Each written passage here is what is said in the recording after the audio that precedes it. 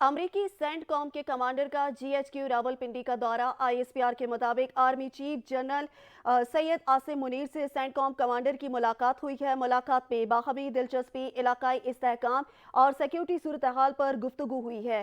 Deputy bureau chief Faisal حکیم ہمارے ساتھ موجود ہیں، ان سے مزید تفصیلات جانیں گے۔ اس دورے کے حوالے سے آگاہ کیجیے گا فیصل حکیم، کیا اپڈیٹس ہیں آپ کے پاس؟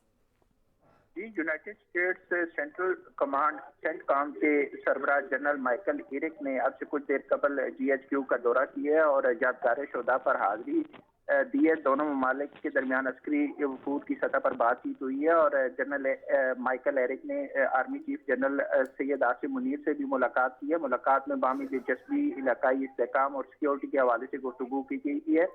دفاعی اور سیکیورٹی تعاون سمیت مختلف امور پر تبادلہ خیال کیا گیا ہے۔ سینٹ کام کمانڈر نے انسداد دہشت گردی، علاقائی امن، فلڈ ریلیف میں پاکستان کی کوششوں کو سراہا ہے۔ امریکی وفد تورخم کا دورہ بھی کرے گا۔ جی بہت شکریہ فیصل حکیم، تفصیلات سے آگاہ کر رہے تھے۔